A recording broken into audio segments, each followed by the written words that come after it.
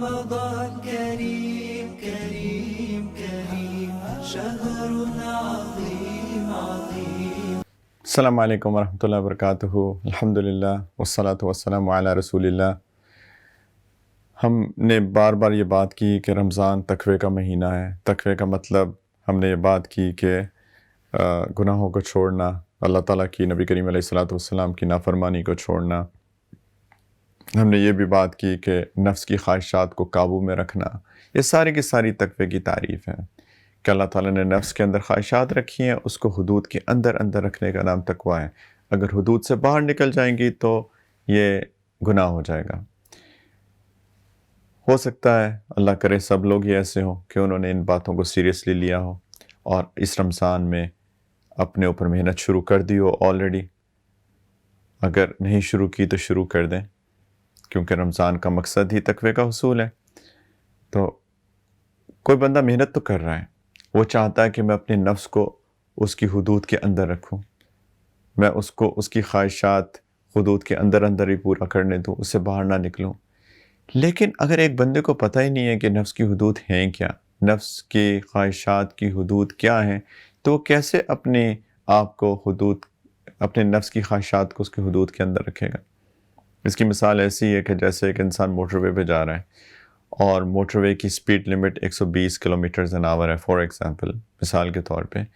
اور اس بندے کو پتہ ہی نہیں ہے، یہ بندہ 140 پہ چلا رہا ہے اور آگے پولیس کھڑی ہے اور پولیس اس کو روک لیتی ہے اور اس کا چلان کر دیتی ہے.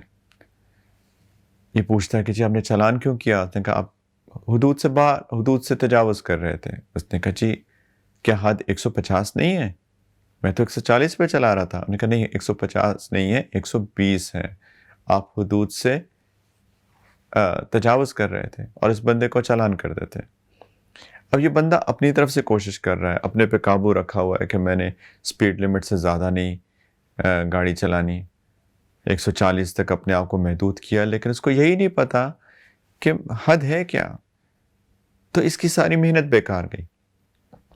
اسی طریقے سے اگر انسان کو یہی نہیں پتا ہوگا کہ میرے نفس کی خواہشات کو پورا کرنے کی حد کیا ہے، تو اس بیچارے کی ساری محنت بیکار چلی جائے گی. تو اس کے لیے بہت ضروری ہے کہ ہم علم بھی حاصل کریں، اللہ تعالیٰ کے دین کا علم حاصل کریں. ہم یہ جاننے کی کوشش کریں کہ اللہ تعالیٰ ہم سے کیا چاہتے ہیں اور اللہ تعالیٰ ہم سے کیا نہیں چاہتے ہیں، کیا چیز ٹھیک ہے، کیا چیز غلط ہے، حدود ہیں کیا جس کو میں نے تجاوز نہیں کرنا ہے.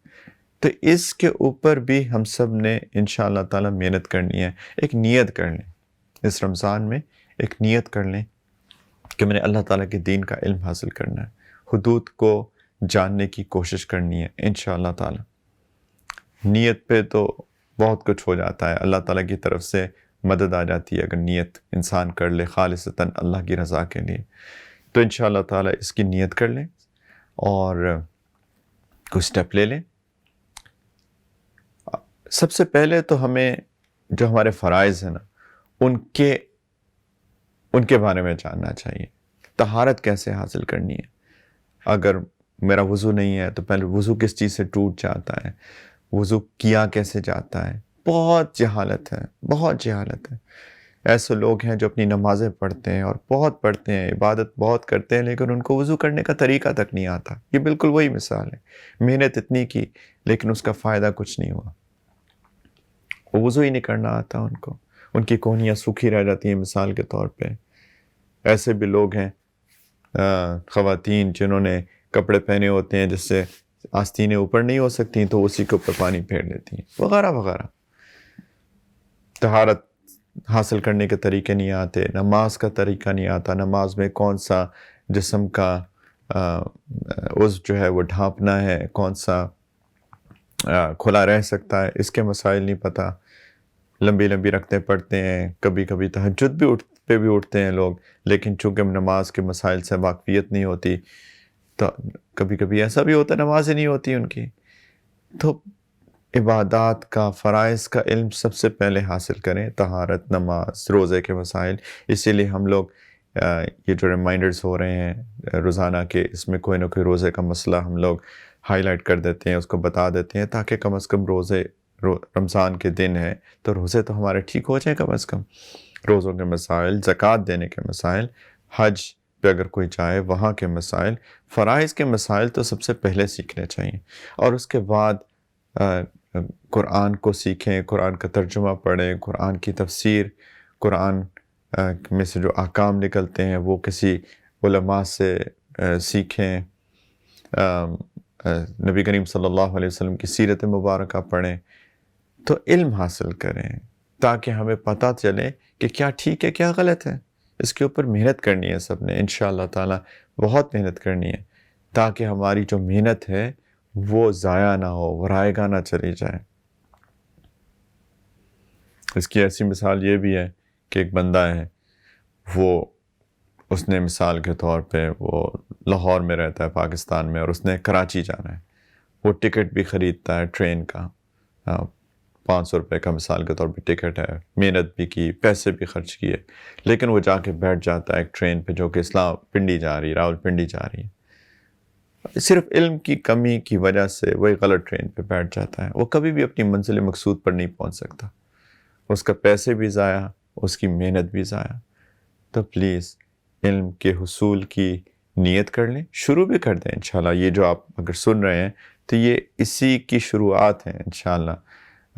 تفسیر کے سیشنز بھی ہو رہے ہیں، ان کو بھی سن لیں، خواتین کے الگ ہو رہے ہیں، اگر کوئی انگلش میں سننا چاہتا ہے تو انگلش کے سیشنز ہو رہے ہیں خواتین کے الگ سے، پھر یہ اردو میں بھی خلاصہ بیان کیا جا رہا ہے، تو ان سیشنز کو سن لیں، تو شروعات کر دیں، اور پھر تھوڑا فارملی بھی ایک باقاعدہ علم بھی حاصل کریں انشاءاللہ۔ اس کی بھی محنت کریں، اللہ تعالی ہماری نیتوں کو قبول کریں اور ہمیں محنت کرنے کی توفیق عطا فرمائے کہ ہم تقوی والے بن جائیں انشاءاللہ۔ رمضان کریم کریم کریم شہر عظیم عظیم۔ آج کے مسائل میں سے جیسے کہ ہمیں پتہ ہے کہ روزہ 3 چیزوں کا نام ہے، بلکہ 2 چیزوں کا نام ہے، کھانے پینے سے رکنا اور اپنی جنسی خواہشات پوری کرنے سے رکنا۔ تو ہم لوگ کھانے پینے کے بارے میں مسائل کے تو ذکر کرتے رہے آج تک، ابھی تک جتنے بھی ابھی تک ریمائنڈرز ہوئے ہیں۔ جہاں تک جنسی خواہشات کا تعلق ہے، کچھ لوگ سوال کرتے ہیں کہ وہ صبح سحری کھا کے سو گئے اور پھر فجر کا وقت ہو چکا، سحری کھا کے سو گئے، اور اس میں ان کو نیند میں احتلام ہو گیا، جس کو ویٹ ڈریم بھی کہتے ہیں انگلش کے اندر۔ تو اب ان کے روزے کا کیا سٹیٹس ہے؟ تو اگر احتلام ہو جائے سوتے ہوئے، جس میں انسان کا کوئی اپنا عمل دخل نہ ہو، اس کا کوئی ایکشن اس میں انوالو نہ ہو، تو اس سے روزہ نہیں ٹوٹتا ہے۔ اگر کسی کو انزال ہو جائے اور اس میں اس کا کوئی اپنا عمل دخل نہ ہو، اس کا کوئی اپنا ایکشن انوالو نہ ہو، تو اس سے روزہ نہیں ٹوٹتا ہے، تو اس کی فکر نہیں کریں۔ اللہ تعالیٰ ہم سب کو صحیح روزہ رکھنے کی توفیق عطا فرمائے اور ہمارے روزوں کو قبول بھی فرمائے۔ وآخر دعوانا الحمدللہ رب العالمین، والسلام علیکم ورحمۃ اللہ وبرکاتہ۔